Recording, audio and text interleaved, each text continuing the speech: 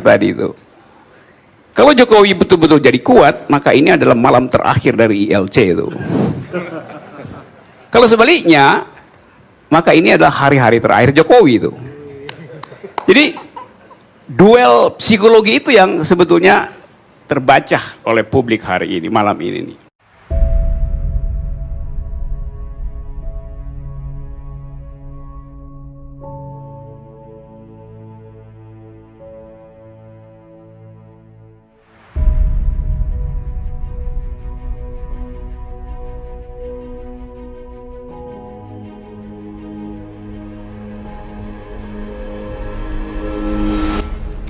Ada yang membosankan sebetulnya pembicaraan tadi, karena saya menangkap psikologi Karni Ilyas. Dia mau tunggu semacam kalimat kontroversial dari para politisi, itu nggak keluar, kan itu dia lama ngasih waktu. Yang kedua adalah uraian yang diajukan hari ini itu seperti orang ingin mengurai persoalan sambil mengamankan kesimpulan itu. Jadi dari awal terbaca bahwa ada yang tidak jujur karena ketidakpastian justru. Dan ketidakpastian itu di dalam tagline Jokowi semakin kuat, tanda tanya tadi itu. Kalau Jokowi betul-betul jadi kuat, maka ini adalah malam terakhir dari ILC itu. Kalau sebaliknya, maka ini adalah hari-hari terakhir Jokowi itu. Jadi duel psikologi itu yang sebetulnya terbaca oleh publik hari ini, malam ini.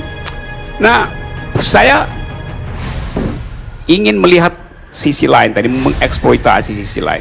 Tadi caption saudara Henry tadi memperlihatkan bahwa ada 48% yang tidak ingin Jokowi, plus 6% yang tidak menjawab. Secara gampang kita sebut aja 48 tambah 6 artinya 56%, 54%. Kita boleh sebut itu the undecided voters. Teoritis kalau presiden sudah keluarkan seluruh kartunya dan angkanya itu tetap berhenti di 44%, pemilunya di depan mata, itu artinya ketidakpercayaan tinggi sekali. Satu poin itu. Karena begini, orang yang undecided psikologinya bukan undecided pada Anies misalnya, atau pada Gatot atau pada AHY. Dia undecided terhadap petahana itu. Kan begitu jalan pikirannya kan. Jadi kalau dia undecided, artinya dia menunggu jalan ketiga. Logikanya begitu. Sebab kalau presidennya petahana, buat apa undecided tuh, udah tahu prestasinya tuh.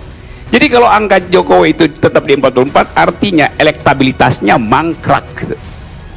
Jadi ini problem, kenapa elektabilitasnya mangkrak itu. Jadi kalau dipamerkan di dalam infografis ini sukses pembangunan segala macam, resultantenya kok 44. Jadi nggak perlu diucapkan prestasi itu, karena pada akhirnya hanya 44. Nah ini soal yang sangat krusial bagi kita tuh. Logikanya sekarang, kalau misalnya mereka yang tadi disurvei 0, sekian, Anies naik 1,7 atau 2%, Agus Yudhoyono di sekitar situ, orang memang sinis, ini nggak mungkin menyaingi Jokowi, kok dibawa terus. Tetapi jangan lupa, dia dari 0 ke 4% itu. Jokowi dari 45 turun 44. Itu logiknya. Sekarang bayangkan misalnya, kalau mereka yang tadinya 0, sekian naik 4, lalu tiba-tiba Anies, AHY, ada seorang muda lagi, siapa itu, tiba-tiba dia jadi 2 digit, naik secara eksponensial.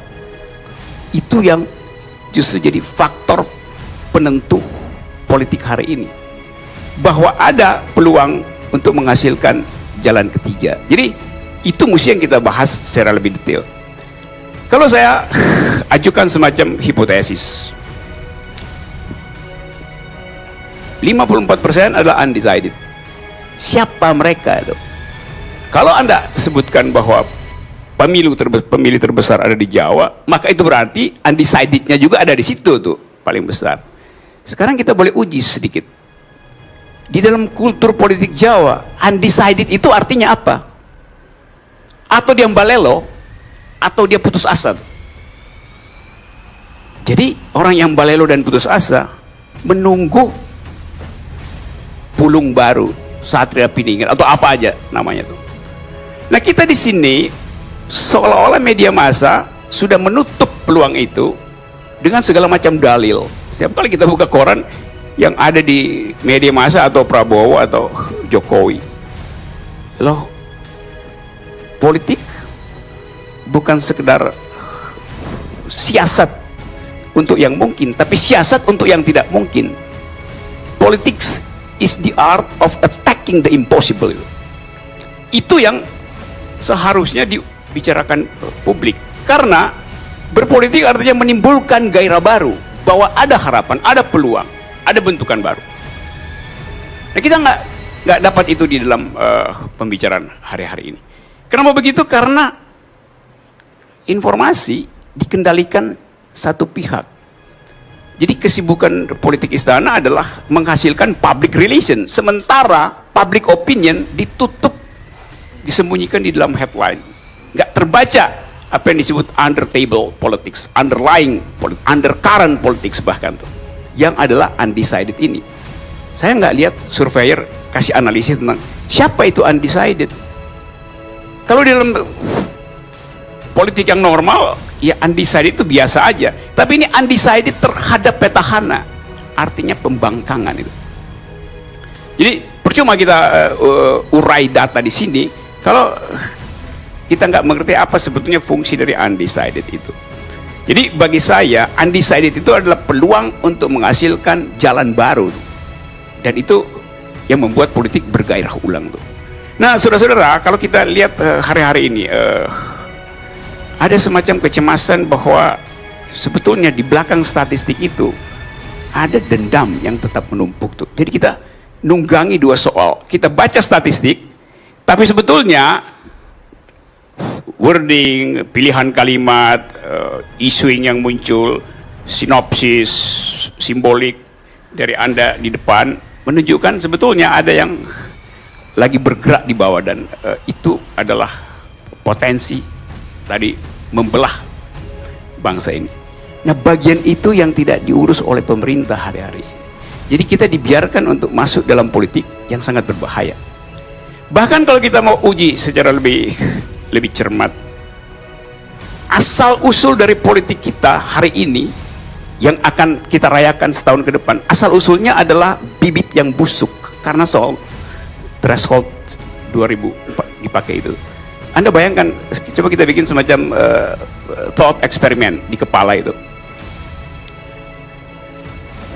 Teman-teman di sebelah kanan ini mengusung Pak Jokowi karena dia punya threshold. Ada partai baru, 2-3 partai baru misalnya. Tiba-tiba yang undecided itu memutuskan untuk memilih partai baru. Bayangkan itu terjadi itu. Saya bikin ekstrimnya nih.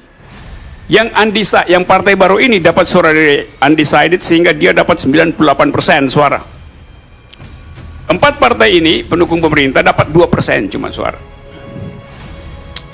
Siapa yang berhak menentukan presiden? Yang partai baru nggak bisa. Walaupun dia memenangkan 98%, yang di sana kalian dapat 2% bisa menentukan presiden. Apa nggak marah orang? Anda bisa bilang ya aturannya begitu. Orang baru tahu bahwa konsekuensi dari aturan yang busuk adalah menipu kecerdasan publik. Jadi threshold yang kita persoalan itu insulting human intelligence itu. Dari awal politik kita politik busuk sebetulnya. Bayangkan misalnya partai ini karena dia cuma dapat 2%, lalu dia lenyap pemilu berikut. Kan dapat 2% nggak boleh kan, walaupun nentuin presiden karena threshold di belakang. Jadi partai yang udah jadi jenazah menentukan nasib republik, kan ajaib coba. Kan dia hilang nanti. Nah, kalkulasi-kalkulasi itu tidak dihitung oleh politisi sebagai jejak yang akan diingat orang dalam 10 tahun ke depan. Orang akan ingat, ini ada satu peristiwa di dalam politik Indonesia yang sebetulnya asal usulnya adalah bibit yang busuk. Ini yang saya bukan saya khawatirkan, yang menjengkelkan. Kekhawatiran pasti terjadi, ini tinggal soal kejengkelan aja tuh. Tapi orang bilang ya itu, iya itu realitas, tapi bukan itu yang kita sebut politik. Jadi pemerintahan ini akan dicatat pernah menghasilkan pemilu dengan bibit yang busuk. Nah, impactnya kemana tuh? Kita nggak akan lihat impactnya sekarang. Kita akan lihat efek dari pendidikan politik yang kacau ini di 10 tahun ke depan itu, yang kita sebut millennials. Misalnya orang akan hitung nanti selama periode pemerintahan Presiden Jokowi dan kabinetnya, IQ nasional turun berapa poin ya, sehingga orang nggak mampu untuk berpolitik secara cerdas tuh. Selama 10 tahun terakhir ini kira-kira indeks kepura-puraan naik berapa poin itu. Orang akan hitung itu nanti 10 tahun ke depan. Atau orang akan hitung harga sepeda mengalami inflasi berapa persen karena tidak ada lagi pembagian hadiah sepeda tuh. Jadi saya lebih memperhatikan apa yang akan kita tinggalkan untuk generasi berikut. Kapan? Ya 5 tahun ke depan ini. Kita nggak usah hitung 2024, 200, apalagi 30 tahun ke depan. Itu kata ekonom, 30 tahun ke depan itu semua kita udah mati, dan mungkin penghuni bumi itu bukan lagi umat manusia, karena periode umat manusia udah cukup, diganti dengan makhluk lain itu. Jadi saudara-saudara, saya kira itu soal kita. Jadi kita ingin agar supaya kita perhatikan betul bahwa tugas pemerintah itu kan, di dalam konstitusi pemerintah itu disuruh untuk mencerdaskan kehidupan bangsa itu. Nah, pemerintah yang gagal mencerdaskan kehidupan bangsa, artinya dia tidak melaksanakan perintah konstitusi. Dengan kata lain, pemerintah itu bertentangan dengan konstitusi. Jadi kalau nanti 10 tahun ke depan IQ nasional kita drop, artinya ada pemerintah yang inkonsisten.